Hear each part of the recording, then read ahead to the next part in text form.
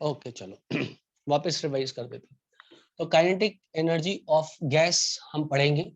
हमने कल पढ़ लिया था P is equals to 1/3 mvrms square by V, where m was molecular weight, मतलब एक मॉलिक्यूल का वेट। vrms आपको पता है क्या है, rms velocity of course, और V is volume of container in which the gas is present, or volume of the gas।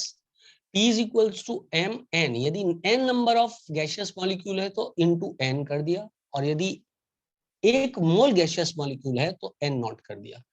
अब n not into m molar mass के बराबर होता है। So this m is actually what it is, molar mass. There is a difference, and this is molecular mass, and this is molecular mass. Now so P is equals to m vrms square by 3v, so 3pv by m is equals to vrms. Now this P is pressure exerted by 1 mole gaseous molecule. This is different from the P which we write normally. For example, in equation PV is equals to nRT. यहाँ पर P क्या होता है, यहाँ पर P होता है pressure exerted by whatever is the संख्या of the molecules present. Correct बेटा, whatever is the संख्या of the molecules present, that is it. And V is volume of the container as gas constant, it is the temperature and any number of moles. But यहाँ situation थोड़ी सी different है जो इस derivation में है, जहां पर कि आप लिखते हो 3pv by m का under root is equals to V R M S. Correct है बेटा, इसको मिटा देते। अब मैं pv इज इक्वल्स टू, एक मोल के लिए मैं जानता हूं कि pv RT के बराबर होता है। So formula will become automatically 3RT by m is equal to VRMS। Correct है बेटा। अब चलो ये कंसेप्ट क्लियर करना था इसलिए बताया आपको, है ना। अब एक बात सोचते हैं अपन, यदि मान लो मैं RT को, या इधर फॉर्मूला हो जाता, यही फॉर्मूला क्या हो जाता, ये फॉर्मूला हो जाता मेरे पास में इसको ऐसे कर देते हैं, है ना। This will become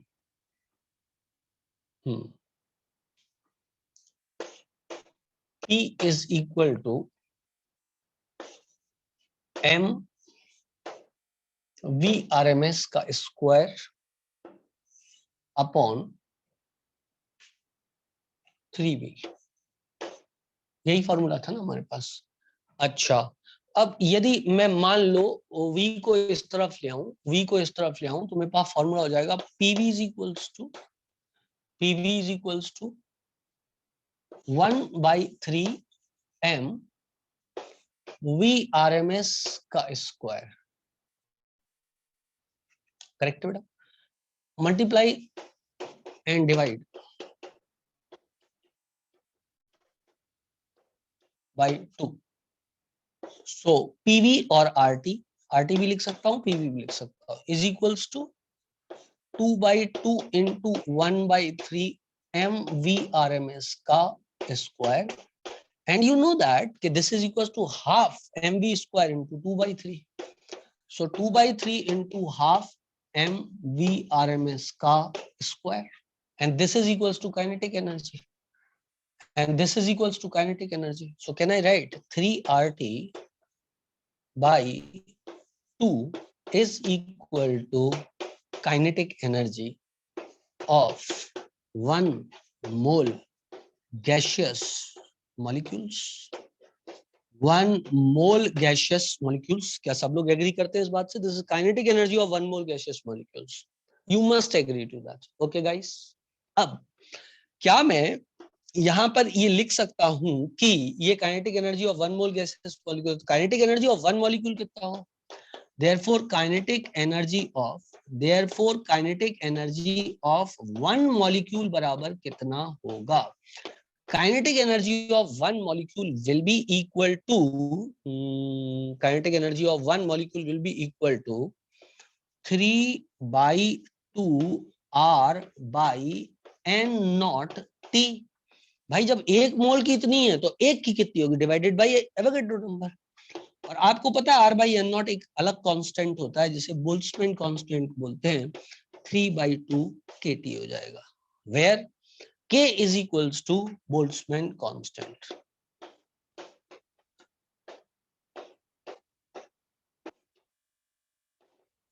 Boltzmann constant. This 3/2 kT is kinetic energy of one gaseous molecule. 3/2 RT is kinetic energy of 1 mole gaseous molecule. I suppose that सब लोगों को बात क्लियर है, किसी को इसमें कोई दिक्कत, कोई परेशानी नहीं होगी। बोलो बेटा, are you comfortable with what you are reading? कोई परेशानी नहीं। ओके बेटा, बहुत बढ़िया, शाबाश। चलो, तो इसको आप नोट कर लो फटाफट, फिर इस पे आधारित सवाल करेंगे। ये बात सब लोग को समझना पड़ेगी जो मैंने अभी भी आपसे बोली है। This P is pressure exerted by 1 mole gaseous molecule। अच्छा, यहाँ फॉर्मूला ये भी हो सकता था 3PV/2, 3PV/2, where P will be equal to pressure exerted by 1 mole gaseous molecule। Clear है बेटा इतनी बात? अब यहाँ मैं एक बात बोल सकता हूँ इस फॉर्मूले से, the kinetic energy of gaseous molecule is directly proportional to what? Temperature. It is directly proportional to what? Temperature.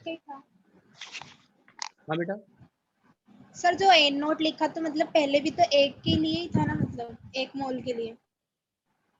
जो आपने एन नोट लिखा 3/2, ये 1 मोल के लिए था बेटा। हाँ सुनो, तो ये 1 मोल के लिए आ गया था 3/2 RT। अब हाँ मुझे सर। चाहिए सिर्फ 1 मॉलिक्यूल के लिए, तो जो 1 मोल के लिए इतनी है, तो 1 मॉलिक्यूल के लिए कितनी होगी? 1 मोल संख्या से डिवाइड कर दो N नॉट से, तो 1 मॉलिक्यूल के लिए इतनी आ जाएगी। यस सर, अच्छा मॉलिक्यूल के लिए आ गया सर। हाँ हाँ हाँ हाँ, देखो काइनेटिक एनर्जी ऑफ 1 मॉलिक्यूल, इसको बहुत क्लियरली मैंने समझो। ध्यान ही नहीं दिया। ये सवाल बेटा, हाँ कोई बात नहीं बेटा, ये सवाल दोनों फिजिक्स केमिस्ट्री में आएगा, और इसमें जो आप सबसे बड़ी गलती करने वाले हो वो ये नहीं है फॉर्मूला नहीं लगाओगे, इसमें यूनिट के कन्वर्जन में सबसे बड़ी गलती होगी, वो मैं अभी आपको बताता हूँ। आप चलो इसको नोट कर लो, फिर मैं आपको आगे ले चलता हूँ।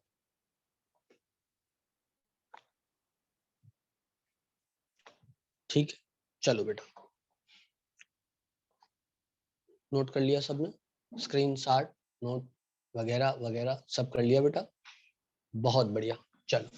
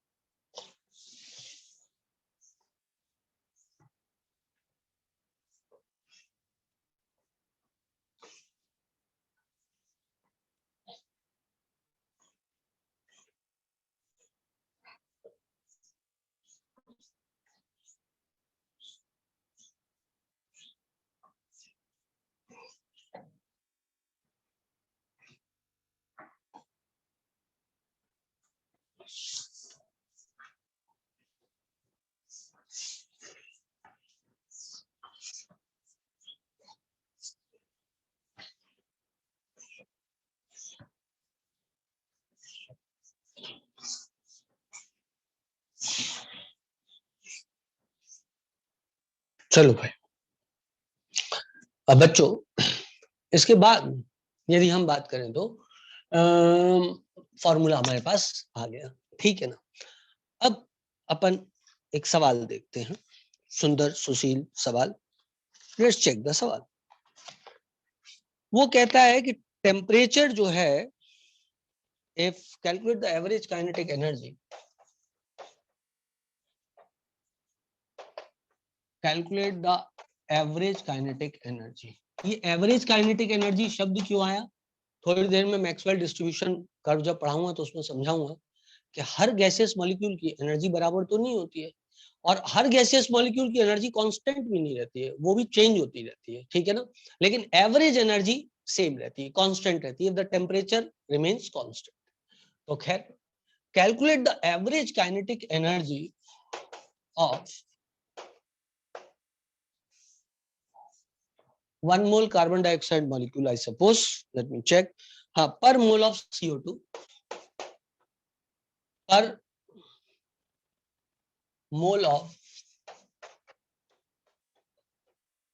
CO2 if temperature is equal to 27 degree centigrade. अब आपको तो पता है पर मोल के लिए क्या लिखना है आपको। पर मोल के लिए फॉर्मूला है 3/2 RT is equal to kinetic energy. Correct है बेटा। पर मॉलिक्यूल लिखता तो R/N0 लिख देते। अब 3/2 यहाँ पे लिख देंगे, सिंपल सिंपल लिटिल स्टार सवाल है। इनटू बात ये है कि R की वैल्यू क्या लिखनी है, 0.0821, 8.314 या 8.314 इंटू 10 की पावर 7। कौन सी वैल्यू लिखें, 8.314 लिखें या 0.0821 लिखें, पहली वाली के दूसरी वाली। 8.31 पहली वाली, दूसरी वाली 0.08321। ओके, तो कौस्तुभ सेठ और दृष्टि ने भी सेम आंसर दिया है, 8.314 लिख दो सर। लिख देते हैं बेटा, क्योंकि वही है MKS यूनिट में, है ना, तो जूल में आएगा मतलब आंसर। तो 8.314 लिख दो, कोई और यूनिट भी लिखते तो फर्क नहीं पड़ता, लेकिन उस यूनिट में फिर आंसर आता है। इनटू टेम्परेचर T, जो कि हमें केल्विन में ही लिखना है, 300 आ जाएगा, बराबर काइनेटिक एनर्जी हो जाएगा। जो भी आंसर आएगा जूल में आएगा। यदि 2 लिखते तो कैलोरी में आंसर आ जाता है। यदि 8.314 इंटू 10 की पावर 7 लिखते तो अर्ग में आंसर आ जाता। ठीक है बेटा, तो इसका ये तो सरल क्वेश्चन था, इसका आंसर हो जाएगा answer will be equal to 894.15। 895 लिख देता हूं approximately, joule is the answer. ठीक है बेटा, this is kinetic energy, this is kinetic energy per mole. Correct है बेटा। आई सपोज दैट कुछ गलती कर दी मैंने, हाँ गलती करी, ये मैंने देख के लिख दिया ना बेटा, इसलिए गणित गलत है ये कैलोरी में आंसर दिया उन्होंने। जुलवा में आंसर कैलकुलेट करेंगे तो 3741 आएगा लगभग। तो जुलवा में आंसर देखो, इससे इसको काटेंगे तो 150 बार जाएगा, और 150 इंटू 3 450 होगा, 4.5 गुणा 8 कर दो, अपने आप ही आंसर आ जाता है। जो भी आंसर आ जाए आंसर लिख देना। लगभग आंसर आ रहा है आपका 3741 जूल आंसर आ रहा है। करेक्ट है बेटा। अब इसमें पैपे करने की जरूरत नहीं ज्यादा कि मैं पहाड़ा आपको पढ़वाऊं, सबको आता है यार, है ना। चलो आगे बढ़ जाएं बच्चों में, आगे बढ़ जाएं बच्चों, चलो आगे बढ़ जाते हैं और इसको अब हम मिटा देते हैं। आओ मिटाएं, मिटाएं बेटा जल्दी बोलो, हाँ ना बोलना पड़ेगा यार। ओके ठीक, चलो अब आता है अगला सवाल। अगला सवाल थोड़ा और अच्छा ले लेते हैं, इतना इतना इतना मतलब लेवल का नहीं, इससे थोड़े अच्छे लेवल का सवाल ले लेते हैं।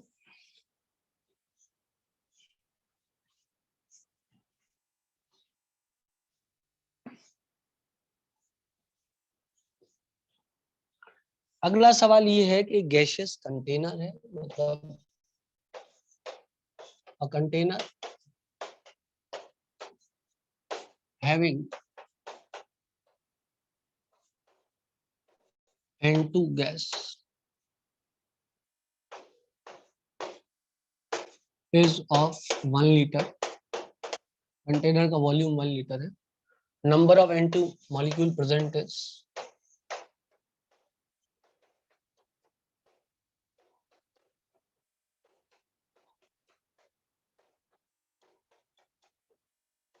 इंटू 10 की पावर 21 मॉलिक्यूल्स प्रेजेंट है, एंड प्रेशर एक्सर्टेड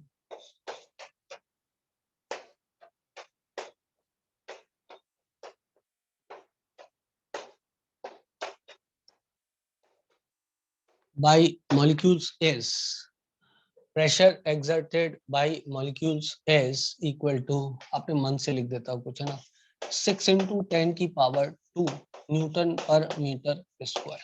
ठीक है ना, इनको तो प्रेशर एक्सर्ट किया गया 6 इंटू 10 की पावर 2 न्यूटन पर मीटर स्क्वायर प्रेशर एक्सर्ट किया गया। गैस के मॉलिक्यूल्स की संख्या आपको दी हुई है, कैलकुलेट VRMS, एक temperature, and if VMP upon VRMS is equals to 0.8. Calculate VMP as well. मतलब मोस्ट प्रोबेबल स्पीड भी कैलकुलेट कर दें, मोस्ट प्रोबेबल स्पीड भी कैलकुलेट कर दें. आई सपोज दैट सबको सब कुछ दिखाई दे रहा है, कुछ भी इधर उधर नहीं. हाँ, सब कुछ दिख रहा है, कोई दिक्कत की बात नहीं है. ठीक है बेटा, रोशनी भी मेरी समझ में सही है, रोशनी कम तो नहीं लग रही है आप लोगों को? रोशनी बढ़ाने की सुविधा तो है, लेकिन मैंने सोचा इतनी काफी है. सही है ना बेटा? बच्चों ने कहा सही है तो मैंने माना कि सही है. Oh my God, no sir. अभी पहले ही सही थी, पहले जैसी तो है. सही है ना? हाँ चलो ठीक है, काय के लिए जलाओ रोशनी. चलो भाई नोट करो. इस सवाल को करने के लिए, जब आप इस सवाल को करने जाओगे, VRMS निकालोगे, तो आपको प्रेशर दिया है, वॉल्यूम दिया है.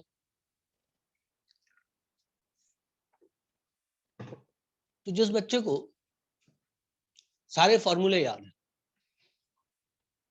वो बच्चा तुरंत एक चीज पे लपकेगा और बोलेगा सर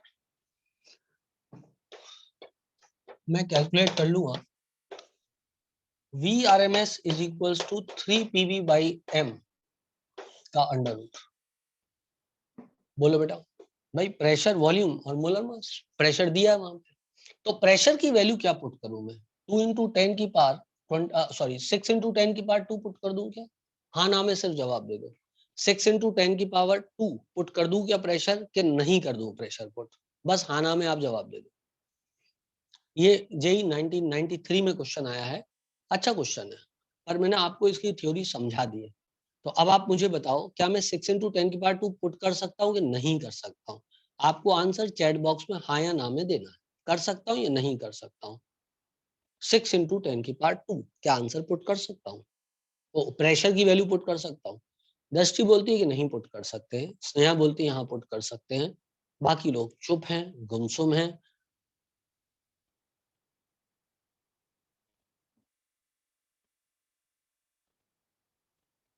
दृष्टि नहीं पुट कर सकते हैं. क्यों नहीं पुट कर सकते? कोई कारण बेटा जो आपको लगता हो क्यों नहीं पुट कर सकते?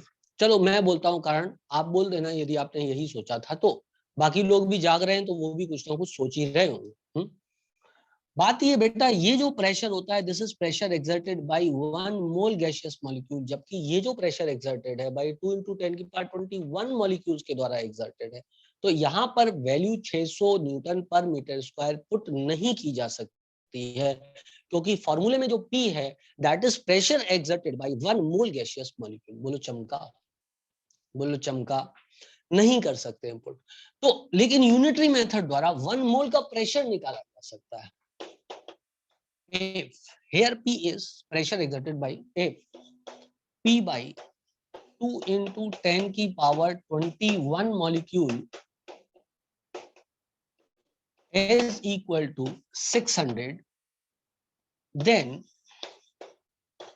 pressure by 1 molecule will be equal to 600 बटे 2 × 10 की power 21 and which is equal to of course 300 into 10 की पावर 300 into 10 की पावर -21.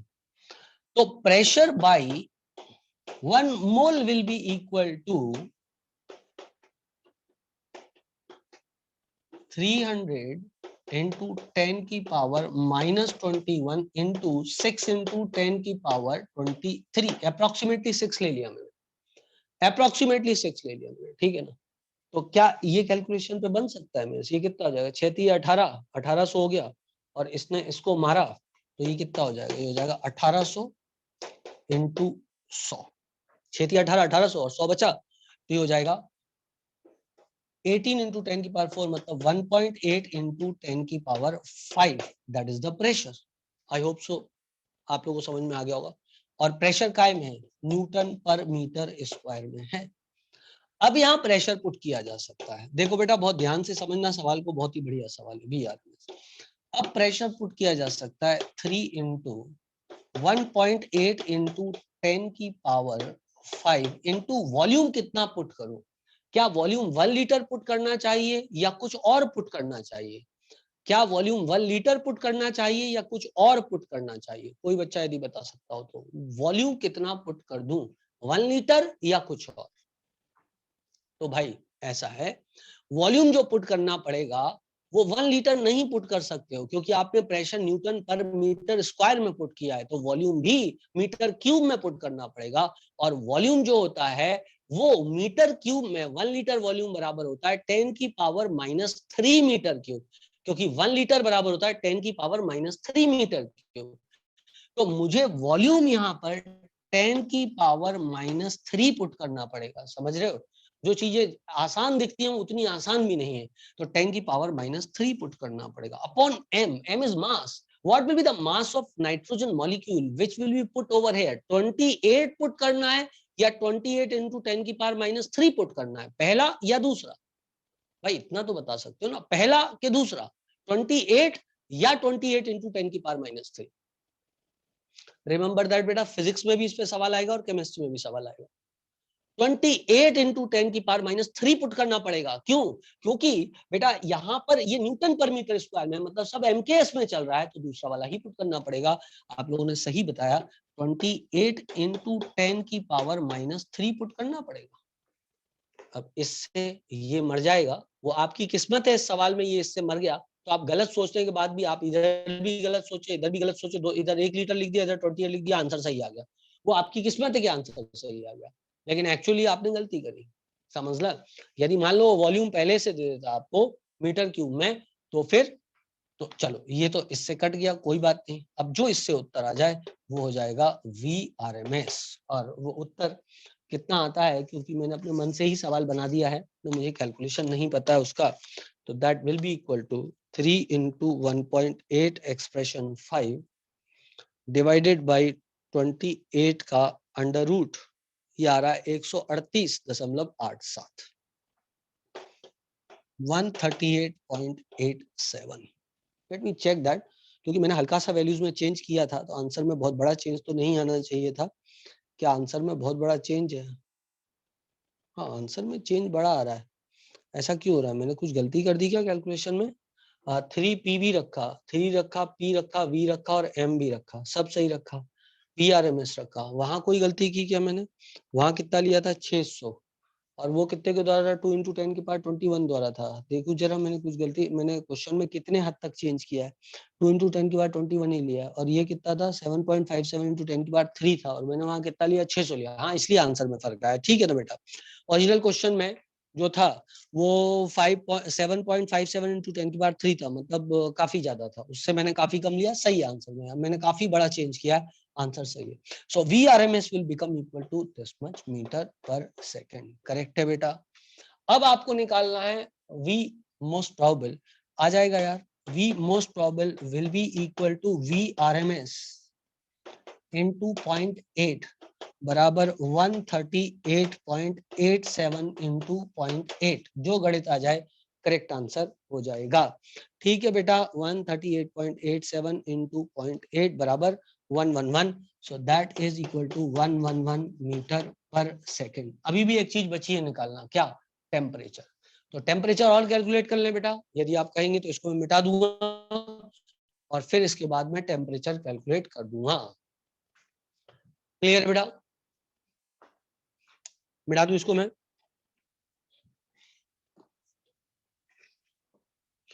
अब जब इसका टेम्परेचर कैलकुलेट होगा तो टेम्परेचर कैलकुलेट करते हुए भी कुछ गणित लगेगा।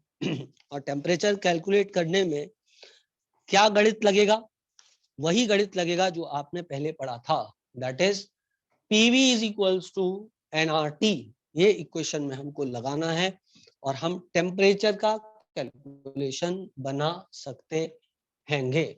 आओ भाई, तो वो भी कर लें। तो मिटा दूं इसको बेटा, नीचे वाले सॉल्यूशन को मिटा दूं, तो मैं जो हूं वो टेम्परेचर कैलकुलेट करना चाहता हूं, तो टेम्परेचर कैलकुलेट करने के लिए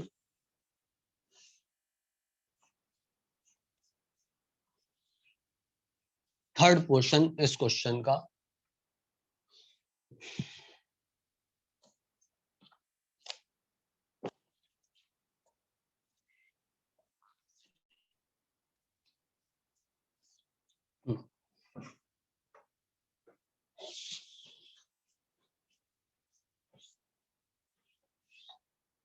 that will be PV is equals to nRT।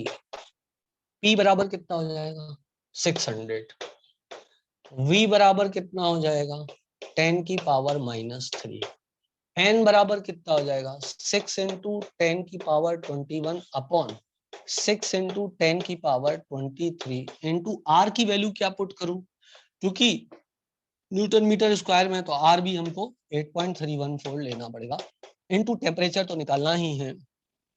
जो आंसर आ जाए करेक्ट आंसर आ जाएगा 600 इंटू 10 की पावर -3 इंटू 6 इंटू 10 की पावर 23 डिवाइडेड बाय 6 इंटू 10 की पावर 21 इंटू 8.314। जो आंसर आ जाए वो करेक्ट आंसर हो जाएगा। आई होप सो मैं आप लोगों को ये समझा पाया। जो भी आंसर आया, क्या हुआ बेटा, अच्छा हाँ सॉरी 2 इंटू 10 की पावर 21, सॉरी 2 into 10 की power 21 is taken over there। I hope so आपको मेरी बातें सबको समझ में आ गई हैं और सवाल आपको समझ में आ गया बेटा, ठीक है ना।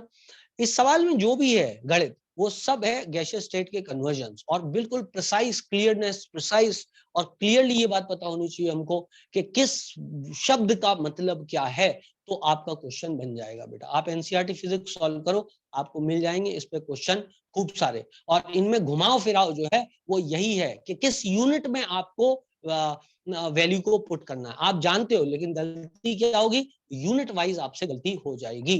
तो आप इसको यदि पकड़ लोगे तो आपका उत्तर कभी गलत नहीं होगा, ठीक है ना बेटा। मिटा दूं मैं इसको, चले मिटा दूं।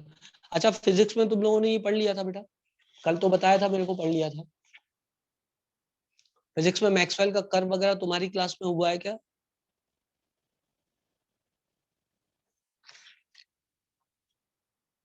हाँ पढ़ लिया था ना। हाँ तो वहां भी आपने जब सवाल किए होंगे, शायद एक बैच में हुआ है एक में नहीं हुआ है, कुछ ऐसा हुआ है, तो आपने जो मेन प्रॉब्लम फेस करी होगी वो प्रॉब्लम फेस करी होगी किसकी, यूनिट वाली, कि क्या यूनिट पुट करनी है, क्योंकि जो सवाल है उनमें यही घुमाव फिराव देखने को मिलेगा, ठीक है बेटा। चलो अब मैं आपको मैक्सवेल डिस्ट्रीब्यूशन कर्व पढ़ाता हूँ। किसी एक बैच में वो पढ़ाया गया, एक बैच में नहीं पढ़ाया गया, ऐसा मुझे तुम लोगों के द्वारा ही ज्ञात है। चलो भाई तो इसको फटाक दी से आप नोट करो, उसके बाद मैं आपको मैक्सवेल डिस्ट्रीब्यूशन कर्व एकदम क्लियरली पढ़ाता हूं। आई होप सो केटीजी बेटा सबको क्लियर हो गया है, और केटीजी के सवाल फॉर्मूला और सब क्लियर है ना बेटा। अब आप सॉल्व करने की कोशिश करो, आपसे बनते हैं सवाल या नहीं बनते हैं, बोथ फिजिक्स और केमिस्ट्री में। ओके चलें आगे बढ़ जाएं आगे। एक तो तुम लोग आजकल बोलते बहुत ज्यादा कम, हाँ ना भी नहीं बोलते हो।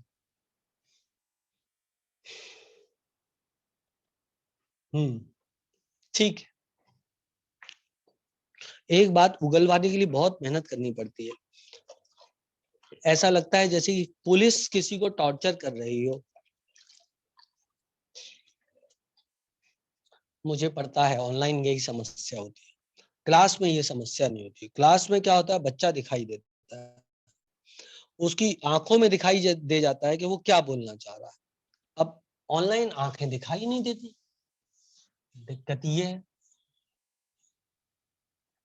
और ऑनलाइन लिखने में टाइम लगता है, और फिर वो लिखते हो फिर मुझ तक पहुंचता है, उसमें भी टाइम लगता है। मैं समझता हूँ इन प्रॉब्लम्स को।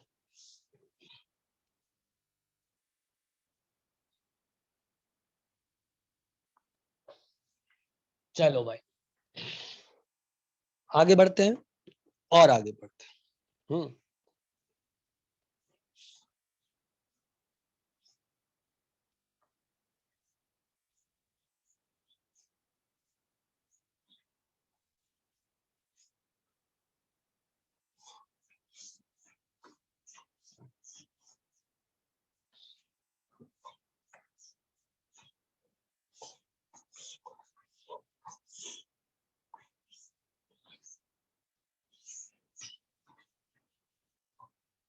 चलो भाई, इतनी कहानी के बाद में आगे की कहानी पढ़ते हैं। अब है बेटा मैक्सवेल, इसकी स्पेलिंग देख लिया, स्पेलिंग मेरे को गंदी लगती है इसकी।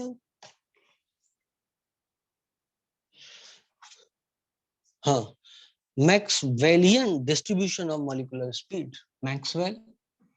मैक्सवेलियन, वाह, डिस्ट्रीब्यूशन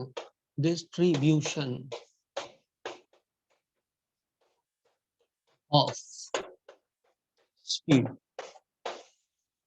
कुछ बातें समझने की, देखो कुछ बातें जो समझने की हैं वो क्या है, सुना आप मेरी बात को ध्यान से।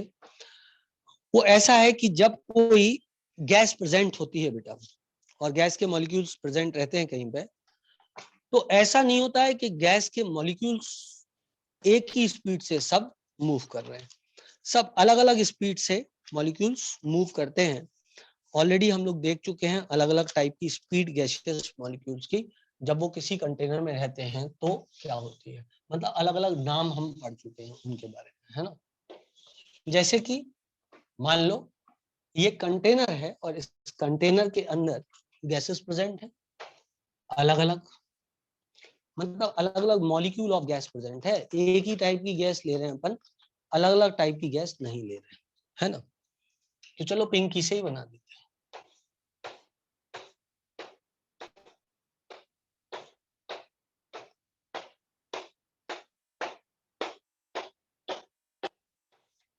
तो क्या इस सैंपल में सभी मॉलिक्यूल्स की स्पीड एक ही होगी? जल्दी जल्दी बोलो, क्या सभी मॉलिक्यूल्स की स्पीड एक ही होगी? तो आपको पता है बहुत बुरा क्वेश्चन है, इसका आंसर है नहीं। इसका आंसर है नहीं। अलग अलग मॉलिक्यूल्स की स्पीड भी अलग अलग होगी। क्या बात क्लियर है बेटा? क्या बात क्लियर है? अलग अलग स्पीड होगी। ठीक, पहली बात, speed of all molecules is not same.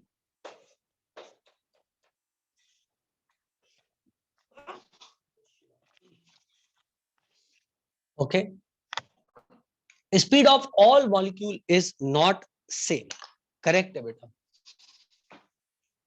I hope you understand this. Clear है बेटा इतनी बात? अब क्या है कि आप लोगों को लगता है अंग्रेजी में मैंने सॉरी क्यों नहीं बोला, मैंने कोई गलती तो करी नहीं, मेरा रूम है, इसके अंदर कोई नहीं और मैं चीख रहा हूँ, तो मैं सॉरी किसको बोलूं? क्लियर इतनी बात? मैंने जय श्री राम बोला, वो ज्यादा अच्छा है। जब मैंने कोई गलती करी नहीं तो मैं सॉरी काय बात की बोलूं, है कि नहीं बेटा? यदि किसी के मुंह पे आप छींक दो तो फिर सॉरी बोलना एक अलग बात है, लेकिन भाई अपने रूम में आप छींको, कोई है नहीं आसपास आपके, तो फिर क्यों सॉरी बोलना? इससे अच्छा जय श्री राम बोल। क्या कहते हो यार, सही है कि नहीं? So the speed of all molecule is not same, एक बात। दूसरी बात बच्चों, सेम नहीं है तो डिफरेंट है, therefore kinetic energy of molecules is also different. मानते हैं इस बात को, ठीक है ना? अच्छा, एक बात और, क्या मॉलिक्यूल्स की स्पीड सेम बनी रहती है हरदम? Speed of molecules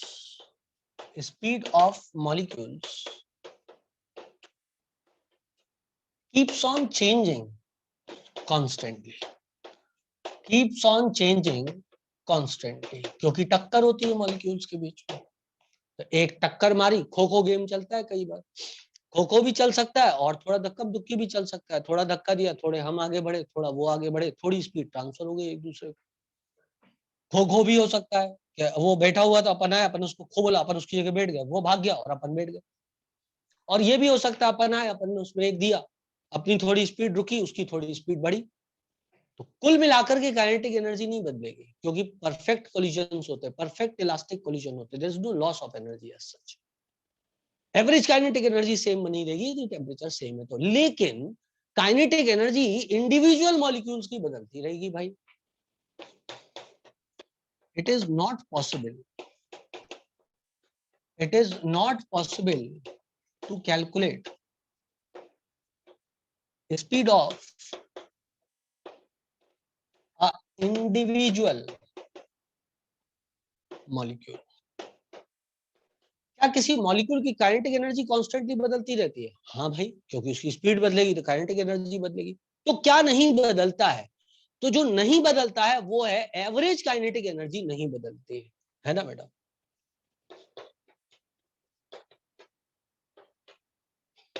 Although kinetic energy of individual molecule may change regularly, but kinetic energy of average kinetic energy of gaseous molecules remains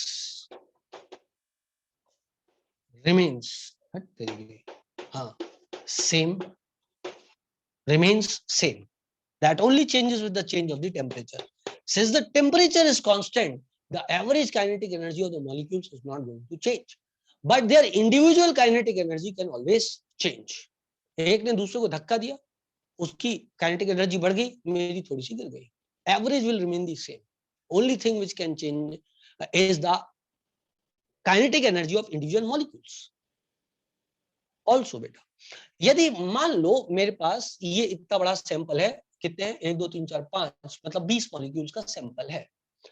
इसमें से मान लो ऐसा मैं मान लेता हूं कि इन 5 मॉलिक्यूल के द्वारा जो स्पीड एक्वायर की गई है वो है 4 मीटर पर सेकेंड, और इनके द्वारा जो स्पीड एक्वायर की गई है वो है मान लो 5 मीटर पर सेकेंड, और इनके द्वारा जो एक्वायर की गई है वो है मान लो 10 मीटर पर सेकेंड।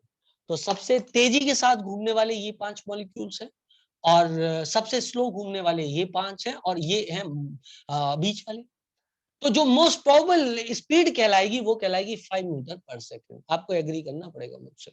जो मोस्ट प्रोबेबल स्पीड कहलाएगी वो कहलाएगी 5 मीटर पर सेकेंड, क्योंकि ज्यादातर मॉलिक्यूल्स के पास जो स्पीड है वो है मोस्ट प्रोबेबल स्पीड। बोलो हो, ज्यादातर मॉलिक्यूल्स के पास जो स्पीड है वो है मोस्ट प्रोबेबल स्पीड, तो वो हो गई 5 मीटर पर सेकेंड। करेक्ट है बेटा। अब मान लो कहीं से इस वाले मॉलिक्यूल ने, ये 10 वाला इससे टकरा गया, ये 10 वाला इससे टकरा गया। करेक्ट है बेटा, इतनी बात, इससे टकरा गया, तो इसकी एनर्जी, इसकी स्पीड क्या हुई? थोड़ी बढ़ जाएगी, इसकी थोड़ी गिर जाएगी, इसकी थोड़ी बढ़ जाएगी, इसकी थोड़ी गिर जाएगी, लेकिन एवरेज स्पीड पे कोई फर्क नहीं पड़ेगा। मतलब जो फ्रैक्शन है वो कांस्टेंट बना रहेगा, वो कांस्टेंट बना रहेगा। मेरी बात को ध्यान से सुनना, मैं क्या कहने की कोशिश कर रहा हूं, मेरी बात को बहुत ध्यान से सुनना।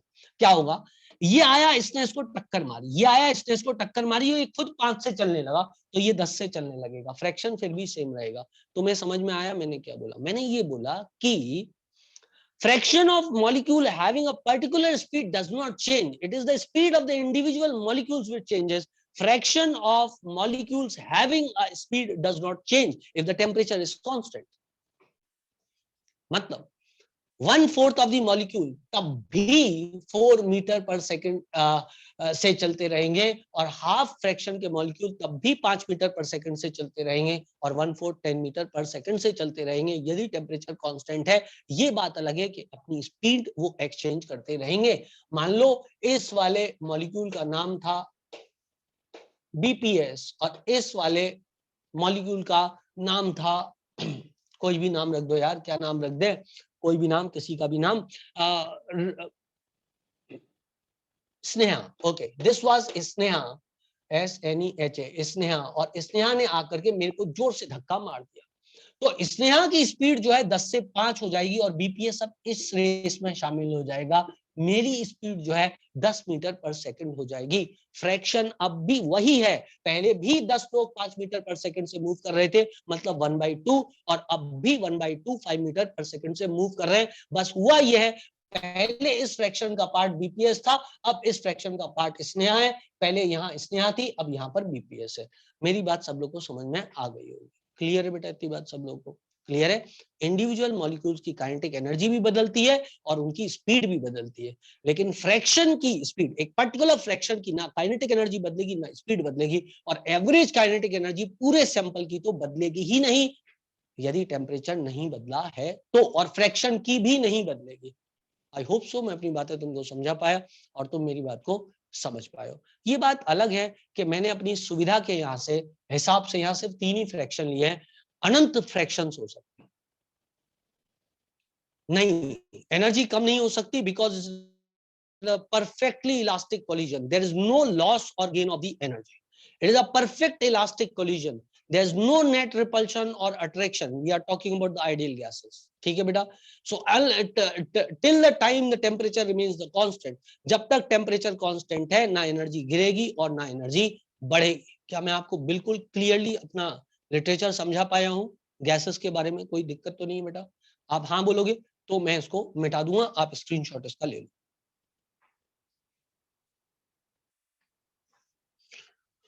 Now, since you have taken the screenshot of this, I'll draw the Maxwell distribution curve. कल मुझे इसलिए बड़ी निराशा हुई जब मैं क्लास लेने आया, मुझे लगा यार मैं आज तक मैंने तुम लोगों को तो फिजिक्स नहीं पढ़ाया, कभी केमिस्ट्री मिक्स फिजिक्स पढ़ाया, कुछ बच्चों को मैंने कोर फिजिक्स भी पढ़ाया, और कोर फिजिक्स मतलब सिर्फ फिजिक्स जैसे इलेक्ट्रोस्टैटिक्स पढ़ाया, और मैंने रात को 11 बजे क्लास ली तो रात के 2 बज गई, तब तक भी पता नहीं लगा था। तो मुझे लगा मैं इतना बोरिंग नहीं पढ़ा था फिजिक्स कि बच्चे दूसरे दिन आए ही नहीं, जबकि ये तो केमिस्ट्री है और physics is much more interesting than chemistry. सही बोलूं तो आई लव दैट, मेरे को मजा आता है कसम से। कोई मतलब कह सकता है, मतलब लोग मेरी मजाक भी बना सकते हैं, वीपीएस सर ये क्या करते रहते हैं, मतलब कुछ भी पढ़ते रहते हैं, अपने आप को क्या समझते हैं, कुछ भी पढ़ा लेंगे क्या। जो जो बोलता है वो बोलता रहे, पर मुझे मजा आता है। I love that. मैं तो आजकल आपको बताया मैंने, आजकल मैं क्या पढ़ रहा हूँ, आजकल मैं मैथ्स पढ़ रहा हूँ बेटा। आई जस्ट लाइक दैट, मतलब मुझे आनंद आता है। अब कितना कॉन्फिडेंस बढ़ जाता है। अभी मैथ्स पढ़ा तो अभी तो फिलहाल मैथ्स पढ़ रहा हूँ, फिजिक्स नहीं पढ़ रहा हूँ, अभी सिर्फ मैथ्स पढ़ रहा हूँ, कोर मैथ्स पढ़ रहा हूँ, कोर मैथ्स पढ़ रहा हूँ, एनसीईआरटी सॉल्व कर रहा हूँ। आनंद है यार। जीवन में एक जमाने में छूट गया था यार, माँ चाहती थी कि डॉक्टर बनूं, इसलिए बायो ले लिया था, मेरा बेस्ट सब्जेक्ट था maths, and I am loving that right now, मतलब मुझे मजा आ रहा है। और इनफैक्ट मैथ्स पढ़ने की वजह से मैं मैक्सवेल डिस्ट्रीब्यूशन कर्व आपको आज समझा पाऊंगा, नहीं तो मैं समझा ही नहीं सकता था वो आपको, है ना बेटा। बीआरएमएस मैंने आपको कैलकुलेट करा दिया है, मैं आपको वी मोस्ट प्रोबेबल भी कैलकुलेट करवा दूंगा। बहुत सारी चीजें, चाहे केमिस्ट्री पढ़ो चाहे फिजिक्स पढ़ो, बिना मैथ्स के लेवल के ऊपर पढ़ ही नहीं सकते। सब जगह तो इंटीग्रेशन, डिफरेंशिएशन, सीरीज, मार, तमाम चीजें आने लग जाती हैं, लिमिट।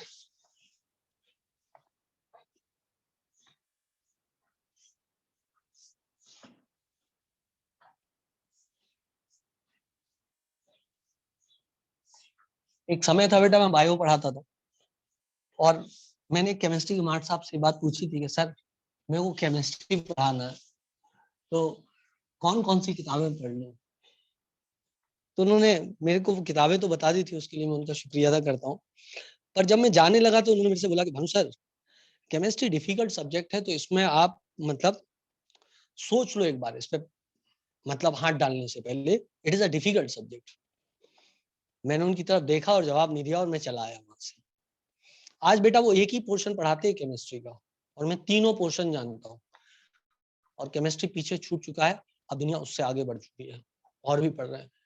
मैं तो एक बात बोली हूँ बेटा, जैसे अपन को पढ़ने का शौक है ना, तो पढ़ो यार, कोई लिमिटेशन नहीं होती इंसान की, जो पढ़ना चाहे वो पढ़ सकता है, किताबें आपके पास है, किसी को दिखाने के लिए थोड़ी ना पढ़ना, अपने आनंद के लिए पढ़ो बस। तो चलो भाई, मैक्सवेल का डिस्ट्रीब्यूशन कर्व मैं आपसे डिफाइन करता हूँ। पहले डिस्ट्रीब्यूशन कर्व पे बात करते हैं, फिर डेरिवेशन। इधर आ गया बेटा। तो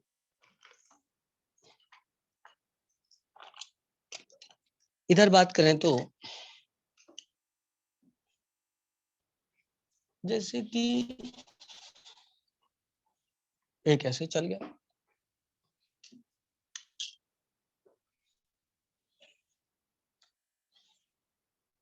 ऐसे चल गया,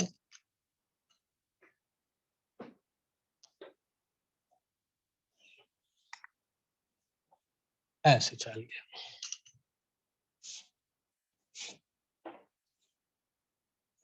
समथिंग लाइक दिस, करेक्ट बेटा। 3 टेम्परेचर बहुत है दिखाने के लिए, 2 से ही काम चल जाता है, 3 क्यों दिखा दिया मैंने? मे बी ना। चलो अब 3 बना दिए हैं तो इसको यूज कर लेते हैं। 3 बना दिए तो अब यूज कर लेते हैं, क्योंकि क्या है फिर बाद में कौन बनाएगा। एक और बना देता हूं, ठीक है ना। लो भाई अब तो 4 बना दिए मैंने कर्व आपको। अब मैं क्या करता हूं, यहां पर लिखता हूं O2, यहां पर लिखता हूं N2, और यहां पर लिखता हूं हीलियम, और यहां पर लिखता हूं H2। मैं आपको बता रहा हूं, क्या बात बता रहा हूं मैं आपको, बता रहा हूं जितनी भारी गैस होती है बेटा, ये स्पीड है, और ये है dN/n, fraction of molecules. This is dNu/dt 1/n। अच्छा डिफरेंशिएट किया है इसको, ओके कोई बात नहीं। तो दिस इज 1/n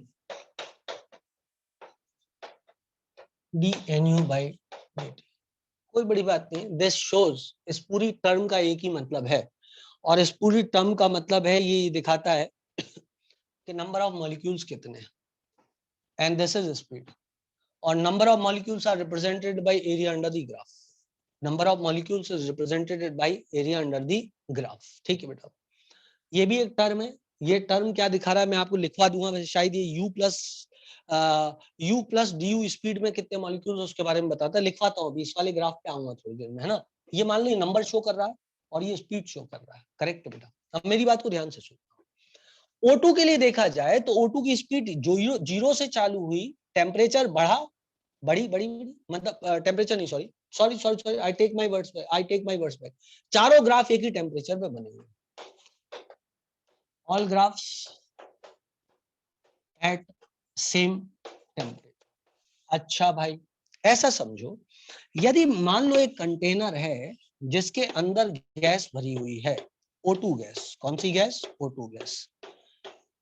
क्या आप ये बात कह सकते हो कि एक पर्टिकुलर टेम्परेचर पर, मान लो टेम्परेचर बराबर 300 केल्विन है और गैस जो भरी है वो है O2, क्या आप कह सकते हो हर मॉलिक्यूल की एनर्जी जो है वो 3/2 kT होगी, या 3/2 kT होगी? क्या हर मॉलिक्यूल की एनर्जी 3/2 kT होगी? हाँ ना बोलना पड़ेगा यार। क्या हर ऑक्सीजन मॉलिक्यूल की एनर्जी 3/2 kT होगी? हाँ। दृष्टि ने बोला हाँ, स्नेहा ने बोला हाँ, 2 ही लोग बोले भाई, बाकी लोग नहीं बोले भाई। यदि टेम्परेचर 300 केल्विन है, O2 मॉलिक्यूल भरा हुआ है, ये उसका डायग्राम है, मुझे आपको सिर्फ हाँ या ना में जवाब देना है। प्लीज बोल दो इस बात को, क्या हर मॉलिक्यूल की एनर्जी 3/2 kT होगी? कौस्तुभ बोलता है ना। 3 लोगों ने जवाब दिया, जिसमें कौस्तुभ ने बोला ना, स्नेहा ने और दृष्टि ने बोला हाँ, स्नेहा ने बोला नहीं सर। अब शायद 2 स्नेहा है या एक ही स्नेहा के 2 आंसर है, जो भी हो। इसका आंसर है नो। मेरे भाई सबकी स्पीड एक ही थोड़ी ना होती है, एवरेज स्पीड जो होगी वो 3/2 kT होगी। एवरेज स्पीड जो होगी वो 3/2 kT होगी बेटा, मेरी बात को ध्यान से सुनना। क्लियर है ना? क्लियर ना? एवरेज स्पीड आएगी 3/2 kT या 3/2 RT, फॉर ऑल मॉलिक्यूल्स की बात कर रहे हैं, वो एवरेज है। किसी एक मॉलिक्यूल की स्पीड इतनी हो ये जरूरी नहीं है, वो सब एवरेज स्पीड है। क्या मेरी बात क्लियर बेटा? इंडिविजुअल मॉलिक्यूल की तो अपन स्पीड नाप ही नहीं सकते बेटा, तो उसकी हाफ mv² नापना पॉसिबल ही नहीं उसके लिए। किसी इंडिविजुअल मॉलिक्यूल की स्पीड नापना पॉसिबल नहीं है, तो हम तो एवरेज स्पीड ही नापते हैं। तो देयरफॉर इन सब की अलग अलग होगी। तो एक ही टेम्परेचर पर क्या गैस के सैंपल में अलग अलग वेलोसिटी पे मॉलिक्यूल प्रेजेंट होंगे? बोलो हाउ। क्या एक ही टेम्परेचर पर, क्या एक ही टेम्परेचर पर एक सैंपल के अंदर गैस के मॉलिक्यूल अलग अलग स्पीड पे मौजूद होंगे? इस पे तब से डिस्कशन चल रहा है, बोलो हाउ। हाँ होंगे, हाँ होंगे, बिल्कुल होंगे। ठीक, अब ये 4 गैस ली है, 4 गैस के लिए टेम्परेचर एक ही लिया है, मान लो 300 केल्विन टेम्परेचर लिया है, तो कहने का मतलब ये 300 केल्विन पे जो डिस्ट्रीब्यूशन ऑफ स्पीड्स है वो हल्के वालों में ज्यादा होता है। मतलब जो हल्के मॉलिक्यूल होते हैं उनमें वेरिएशन ऑफ स्पीड ज्यादा मिलता है, और जो भारी मॉलिक्यूल होते हैं उनमें वेरिएशन ऑफ स्पीड कम मिलता है। इसलिए इसका ग्राफ इधर से चालू होके इधर तक जा रहा है, मतलब इसकी स्पीड का रेंज ये है बच्चों। जबकि ये जो ऑरेंज वाला ग्राफ है, जो आपको शायद ऑरेंज दिखाई दे रहा हो, ईश्वरी मालिक है, ये जो ऑरेंज वाला ग्राफ जो सबसे नीचे बना हुआ है, ये वाला जो ग्राफ है, खैर कोई बात नहीं बेटा, इधर तक ही कलर ढंग से नहीं दिखता है, यूट्यूब तक आते आते और भी उड़ जाता है। ठीक है, क्लियर है बेटा इतनी बात? तो ये जो ऑरेंज वाला ग्राफ है, ये वाला जो ग्राफ है, इसमें डिस्ट्रीब्यूशन ज्यादा है बेटा। तो जो हल्के होते हैं उनके पास ज्यादा वेरिएशन ऑफ स्पीड होता है एट सेम टेम्परेचर। तुम्हें कुछ समझ नहीं आ रहा, तुम्हें कुछ समझ नहीं आ रहा। आ रहा है, आ रहा है। अच्छा, एक और सवाल पूछता हूँ, एक और सवाल पूछता हूँ। एवरेज एनर्जी किसकी एवरेज एनर्जी किसकी ज्यादा होगी, O2 की कि H2 की? एवरेज एनर्जी किसकी ज्यादा होगी, O2 की कि H2 की?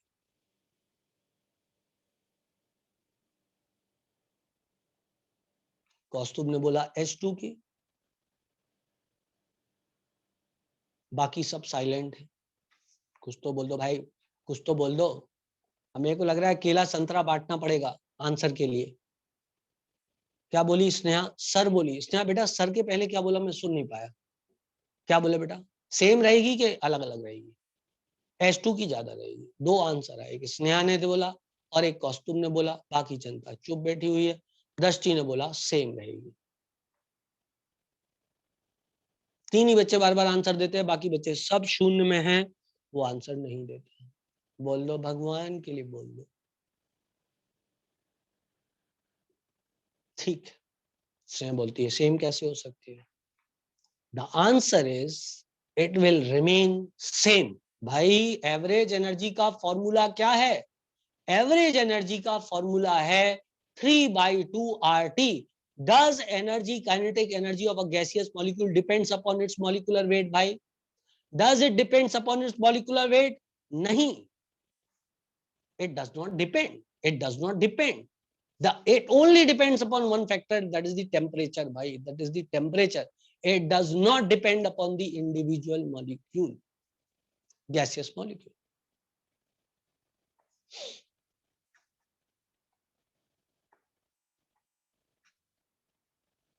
Clear, clear, clear. So that is equals to 3/2 RT. Bhai, so that's it. Therefore ये ग्राफ सबको समझ में आ गया?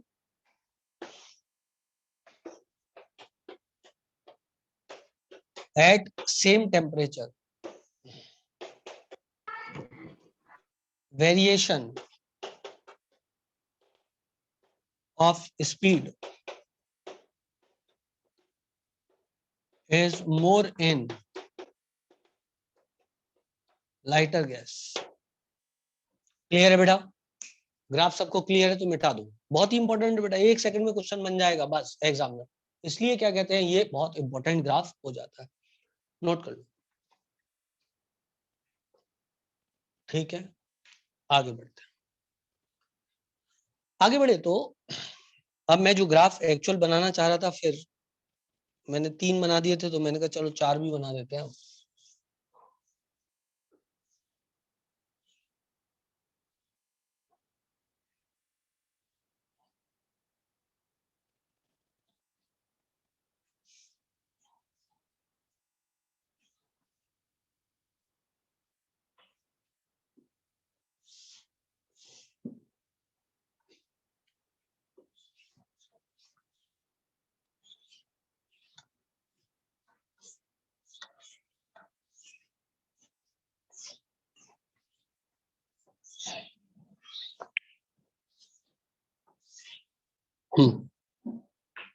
क्या होगा?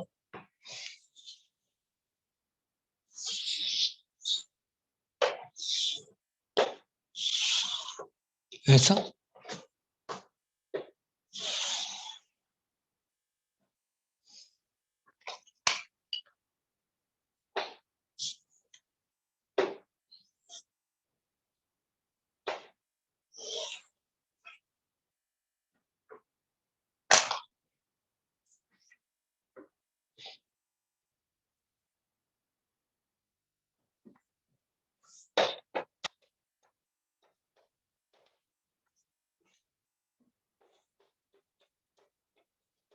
फिर ये स्पीड जो है, क्योंकि मैक्सिमम फ्रैक्शन की स्पीड है, तो इसको मैं बोलूंगा VMP, वी मोस्ट प्रोबेबल। क्योंकि मैक्सिमम फ्रैक्शन की स्पीड है तो इसको बोलूंगा VMP। ये दो अलग अलग ग्राफ है। ये टेम्परेचर T1 पर ग्राफ है बेटा, ये वाला जो ग्राफ है वो टेम्परेचर T1 पर है, और ये गुलाबी वाला ग्राफ टेम्परेचर T2 पर है, given that T2 is greater than T1। तो ग्राफ थोड़ा फ्लैट हो जाता है। बताएंगे आपको आगे चल के क्या बात कर रहा हूं मैं, बताऊंगा मैं आपको, ठीक है बेटा। ये हो गया वी मोस्ट प्रोबेबल हो गया, है ना। और आपको पता है वी मोस्ट प्रोबेबल जो होता है, कल ही मैंने आपको बताया था ये बात कि जो स्पीड होती है उसका ऑर्डर क्या होता है। एक जबरदस्त शब्द का प्रयोग किया था, यदि आपको याद हो तो, और वो शब्द था Ram. R greater than A greater than M, that is RMS speed is greater than average speed is greater than most probable speed। आपको पता है R क्या होता है, √3RT बाई M। एवरेज क्या होता है, √8RT बाई पाई M होता है, और M क्या होता है, √2RT बाई M होता है। तो यदि ये मोस्ट प्रोबेबल स्पीड है, यदि ये स्पीड मोस्ट प्रोबेबल स्पीड है, स्पीड बढ़ रही है इस तरफ, तो इसका मतलब ये हुआ कि यदि मैंने इधर एक स्पीड बना दी और मैंने आपसे पूछा बताओ भाई ये कौन सी स्पीड है और ये कौन सी स्पीड है, तो आप बहुत आसानी के साथ मुझे बता सकते हो कि बीपीएस सर ये वाली स्पीड जो है वी मोस्ट प्रोबेबल है, और ये वाली जो स्पीड है ये v, बोलो बेटा ये मोस्ट प्रोबेबल है, तो ये वाली कौन सी होगी, एवरेज या आरएमएस, एवरेज या RMS. Of course this is going to be average and this is going to be v RMS for first graph. ये पहले ग्राफ के लिए, दूसरे ग्राफ की कहानी भी अभी आएगी बेटा, ये पहले ग्राफ के लिए करेक्ट है बेटा। तो डिस्ट्रीब्यूशन कैसा है, डिस्ट्रीब्यूशन ये है कि एनर्जी बहुत कम से बहुत ज्यादा तक जाती है। तो शुरू में fraction of molecules containing more energy बढ़ता है और उसके बाद में घटता जाता है। मतलब मीडियोकर एनर्जी वाले मॉलिक्यूल सबसे ज्यादा होते हैं और लोएस्ट एनर्जी वाले और हाईएस्ट एनर्जी वाले मॉलिक्यूल्स की संख्या सबसे कम होती है। क्लियर है बेटा इतनी बात। और एरिया अंडर द ग्राफ जो होता है वो क्या रिप्रेजेंट करता है, वो रिप्रेजेंट करता है टोटल नंबर ऑफ मॉलिक्यूल्स को। तो ये टेम्परेचर T2 है, तो मैं यहां पर ही कुछ बातें लिख देता हूं। यहां पर लिख देता हूं मैं area under the graph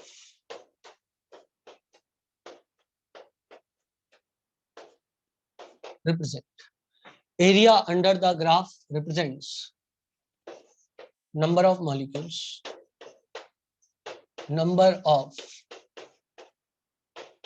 molecules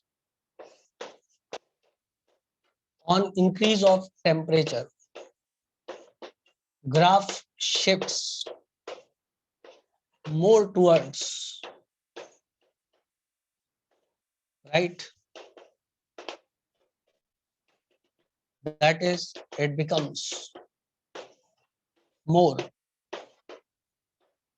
flat, that it becomes more flat। जो ग्राफ 2 है वो ग्राफ क्या हुआ है, थोड़ा फ्लैट हो गया, एनर्जीज इस तरफ चली गई। उसके बारे में मैं बहुत सारी बातें आपको और बताने वाला हूँ, पर पहले आप इसको नोट कर लो, फिर मैं एक और ग्राफ बनाता हूँ। अब की बार थोड़ा छोटा बनाऊंगा क्योंकि लिखने के लिए मुझे जगह ज्यादा चाहिए। आप जल्दी से इसका स्क्रीनशॉट ले लो वरना समय खत्म हो जाएगा और कचरा हो जाएगा।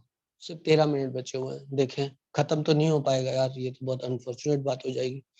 चलो कोई बात नहीं, जितना होगा उतना खत्म कर दूंगा, फिर नेक्स्ट लेक्चर में करूंगा। ओके बेटा, डन डन।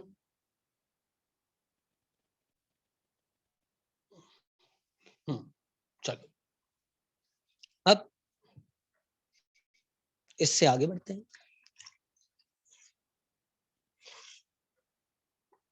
इससे आगे बढ़ते हैं। अब दूसरे ग्राफ को मैं कंपेयर करूंगा, चिंता न करें, जगह कमी थी, जल्दबाजी करने से कोई फायदा नहीं।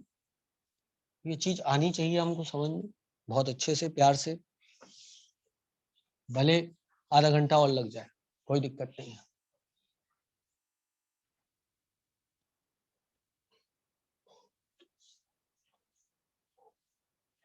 इसके बाद मैं आपको ग्राफ्स पढ़ाऊंगा।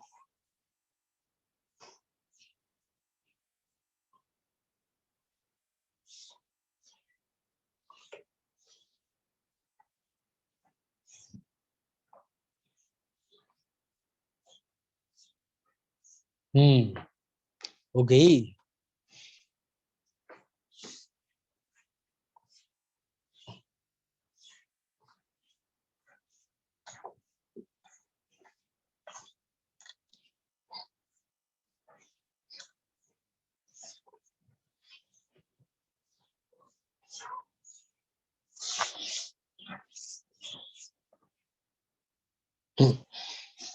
बेटा हमने देखा था कि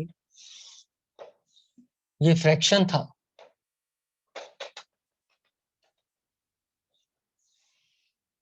ये पहला ग्राफ था, और टेम्परेचर बढ़ाने पर ग्राफ थोड़ा राइट में शिफ्ट हो गया था, थोड़ा फ्लैट हो गया था ग्राफ। टेम्परेचर बढ़ाने पर ग्राफ थोड़ा फ्लैट हो गया था। तो इसमें क्या हुआ, जब ग्राफ फ्लैट हुआ तो क्या हुआ? पहली बात, fraction of molecules, fraction of molecules having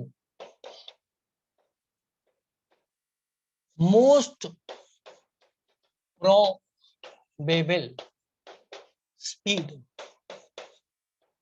decreased. क्यों डिक्रीज्ड? क्योंकि area under the graph number of molecule को रिप्रेजेंट करता है। यदि यहां पर मैं एक डिफरेंशियल एरिया ले लूं और इसके हाईएस्ट पीक पे एक डिफरेंशियल एरिया ले लूं, तो ये एरिया बड़ा है, एरिया छोटा है। एरिया छोटा हुआ तो नंबर ऑफ मॉलिक्यूल हैविंग, क्योंकि दूसरे ग्राफ की मोस्ट प्रोबेबल स्पीड ये होगी, और लो टेम्परेचर वाले ग्राफ की मोस्ट प्रोबेबल स्पीड ये होगी, VMP। VMP तो इसका एरिया कम है, डिफरेंशियल एरिया, इसका डिफरेंशियल एरिया ज्यादा है बेटा, दिख रहा है वो तो ये एरिया कम मतलब नंबर ऑफ मॉलिक्यूल कम, तो fraction of molecule having most probable speed decreases. Correct है सर, थोड़ा left, O sorry,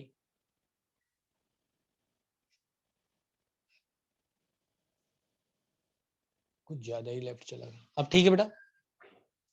fraction of molecules having most probable speed decreases, वो fraction of molecule having most probable speed decreases। दूसरा value of V most probable increases। अरे आपको लगेगा sir confuse कर दिया, sir कंफ्यूजा दिया हमको तो आपने। अभी तो बोले थे कि fraction of molecule containing most probable speed decreases, और अब आप कह रहे हो कि मोस्ट प्रोबेबल स्पीड इंक्रीजेस। बात हजम नहीं हो रही भाई, दो अलग अलग सेंटेंस है। इसमें बोला गया है fraction of molecule having most probable speed decreases, fraction गिरा है लेकिन मोस्ट प्रोबेबल स्पीड बढ़ी है, क्योंकि ग्राफ राइट में शिफ्ट हुआ है, और राइट में शिफ्ट होने का मतलब स्पीड का बढ़ना, क्योंकि ये ग्राफ का एक्स एक्सिस स्पीड को दिखा रहा है। तुम्हें दो पॉइंट आए समझ में? क्या बोला? Fraction of molecule having most probable speed decreases but most probable speed increases. जैसे कि मोस्ट प्रोबेबल स्पीड लास्ट में, लास्ट एग्जांपल जब बनाया तो कितनी थी बेटा? 5 थी। कितनी थी? 5 थी, याद करो, 4, 5 और 10 वाला एग्जांपल लिया था। तो जब टेम्परेचर बढ़ाओगे, टेम्परेचर बढ़ाने पर जो 10 मॉलिक्यूल्स की मोस्ट प्रोबेबल, 10 मॉलिक्यूल्स की मोस्ट प्रोबेबल स्पीड थी वो 8 ही रह जाएगी, लेकिन यदि उनकी स्पीड पहले 5 थी तो अब बढ़ के 7 हो जाएगी। क्या बात क्लियर है सब लोग को बेटा? तो मोस्ट प्रोबेबल स्पीड का फ्रैक्शन गिरा है, fraction of molecule having most probable speed will decrease but the most probable speed itself will increase. वो 5 की 7 हो जाएगी, लेकिन जो 20 में से 10 मॉलिक्यूल के पास मोस्ट प्रोबेबल स्पीड थी वो अब सिर्फ 8 के पास रह जाएगी। अब समझ में आ गया होगा, एग्जाम्पल में परफेक्ट ही समझ में आ गया। 10 में से 8 के पास ही मोस्ट प्रोबेबल स्पीड हो जाएगी, लेकिन हर मोस्ट प्रोबेबल स्पीड की जो वैल्यू है वो बढ़ जाएगी, वो 5 से 7 हो जाएगी। क्या बोल रही है लड़की? चैट। सर फ्रैक्शन का ग्राफ फ्लैट हो रहा है और स्पीड बढ़ रही है। हाँ बिल्कुल। सर फ्रैक्शन का एक्चुअल मीनिंग क्या है? ओह माय गॉड बेटा, फ्रैक्शन का एक्चुअल मीनिंग ये होता है, जैसे मान लो आपकी क्लास में छोरे हैं और छोरियां हैं, तो दोनों का फ्रैक्शन लेते हो ना आप, 10 छोरे हैं 20 छोरियां हैं, तो फ्रैक्शन ऑफ छोराज इज 0.33 एंड फ्रैक्शन ऑफ छोरीज इज 0.66। वो फ्रैक्शन है यहाँ पे, फ्रैक्शन ऑफ मॉलिक्यूल्स। फ्रैक्शन का मतलब मॉलिक्यूल के टुकड़े टुकड़े नहीं है। आगे बढ़ जाऊं जल्दी से, बोलो तो, बोलो बोलो, आ गया समझ में? आ गया, ठीक।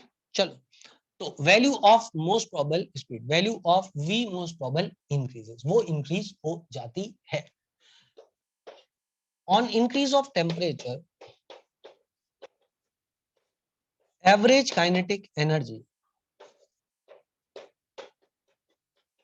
increases, VRMS increases। अरे भाई सब टेम्परेचर डिपेंडेंट है, तो V average increases and V most probable also increases। सब कुछ बढ़ जाएगा। अरे बोलो हाउ? सब कुछ बढ़ जाएगा। क्लियर है बेटा सबको इतनी बात?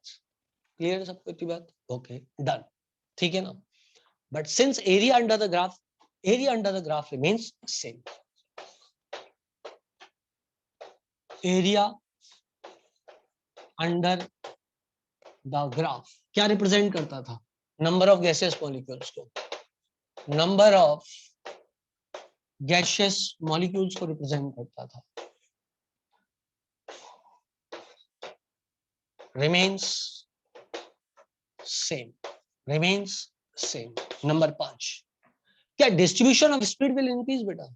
क्या distribution of speed will increase? अरे ग्राफ फ्लैट हो रहा है ना, ग्राफ फ्लैट हो रहा है मतलब आगे तक जा रहा है, तो distribution of speeds has also increased, मतलब अब ज्यादा टाइप की स्पीड्स हो जाएंगी। Distribution of speed increases, graph flat हो रहा है मतलब ज्यादा वैरायटी आ रही है उसको, तो distribution of speed also increases. यदि मेरी बात आप सबको क्लियर है बेटा, तो अपन जो है खुश हो सकते हैं इस बात पे, और सबको मैंने काफी कुछ इसमें सिखा दिया। अब इसका एक मैथमेटिकल पोर्शन बचा हुआ है, लेकिन ऑलमोस्ट समय हो गया। मैथमेटिकल पोर्शन पढ़ाना अभी इस स्टेज पे बड़ा मुश्किल पड़ेगा। खैर मैं आपको मैक्सवेल डिस्ट्रीब्यूशन ग्राफ की जो प्रोबेबिलिटी की इक्वेशन थी वो मैं आपको बता देता हूं कि वो इक्वेशन क्या थी। That was dnu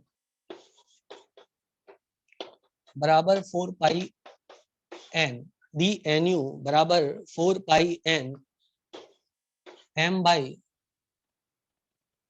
m by 2 pi R T, m by 2 pi R T then की पावर 3/2, सॉरी की पावर 3/2 e की power minus mu square by 2 RT, minus mu square by 2 RT u square du। इसी को differentiate करके बेटा, इसी को कल मेरे पास समय रहेगा तो इसी को मैं वैसे अभी भी कर सकते हैं, लेकिन समय थोड़ा एक्सीड हो जाएगा, मैं आपको बताऊं। इसको यदि डिफरेंशिएट कर दिया जाए किसके द्वारा? प्रोडक्ट रूल आपको आता है डिफरेंशिएशन का बेटा? प्रोडक्ट रूल आता है, प्रोडक्ट रूल आता है तुमको? प्रोडक्ट रूल वैसे जरूरत नहीं है नीट में, मैं आपसे सही बोलूं तो। एक प्रोडक्ट रूल और एक होता है, आता है ना बेटा प्रोडक्ट रूल आप लोगों को, और एक चेन रूल भी आता होगा, चेन रूल भी आता होगा। बस प्रोडक्ट रूल और चेन रूल यदि आप लगाओगे तो इस इक्वेशन को हम सॉल्व कर सकते हैं, और इसको सॉल्व करके वी मोस्ट प्रोबेबल निकाला जा सकता है। समझ रहे हो बात को? आप कहोगे तो मैं नेक्स्ट क्लास में आपको ये करके आराम से बता दूंगा, इसको डिफरेंशिएट करके by product rule and by chain rule. थोड़ा 10 मिनट का टाइम लगेगा, और इक्वेशन हमारी जो है मोस्ट प्रोबेबल स्पीड इससे डिराइव हो जाती है। That is most probable speed क्या थी बेटा? Most probable speed was under root of 2 RT by m। ये स्पीड भी डिराइव हो जाती है, लेकिन नीट में उसका ज्यादा कोई रोल नहीं है, आपको पता है डेरिवेशन का, तो इसलिए ना भी आता हो तो भी काम चलेगा। यहाँ यदि आप ये जानना चाहो कौन सी चीज क्या है, तो आपको पता है ये मोलर मास है, टेम्परेचर है, गैस कांस्टेंट है, ये नंबर ऑफ मॉलिक्यूल्स है, और u is speed, most probable speed आएगी यहाँ पे, u आएगा मोस्ट प्रोबेबल स्पीड। एक्चुअली ये स्पीड है, मोस्ट प्रोबेबल स्पीड नहीं, स्पीड है। और जब अपन इस नंबर को डिफरेंशिएट करेंगे, मैक्सिमा मतलब maximum number of molecules having u speed, तो अपन मैक्सिमा के लिए डिफरेंशिएट करेंगे तो इसको बराबर 0 कर देंगे और 0 करके आंसर हमारे पास डिराइव हो जाएगा। लेकिन मैं अभी उसका मैथमेटिक्स आपको नहीं कर रहा हूँ, वो ज्यादा डिफिकल्ट भी नहीं है, मैं आपको कर दूंगा यदि आप लोग बोलोगे, लेकिन नीट में उसकी कोई आवश्यकता नहीं है। तो आई होप सो कि मैं आज का लिटरेचर आपको पूरा समझा पाया। Maxwell Boltzmann distribution of molecular speed सब लोग को समझ में आ गया है। एग्जाम में यदि कोई क्वेश्चन पूछेगा तो आप लोग उसको टैकल कर पाओगे। आप इसका स्क्रीनशॉट बिल्कुल ले लें। Take the screenshot, taking the screenshot. अब हम लोग कल की क्लास में मैं आपको सारे ग्राफ पढ़ा दूंगा जो भी फिजिक्स केमिस्ट्री में बॉयल्स लॉ, चार्ल्स लॉ और चार्ल्स टू लॉ इन सब पर आते हैं। ठीक है बेटा, और उसके अलावा बॉयल्स लॉ, चार्ल्स लॉ भी अपन बात करेंगे। ठीक है ना। चलो आज के लिए स्वस्थ रहें, मस्त रहें, खुश रहें और घर में ही बने रहें। बाय बच्चों।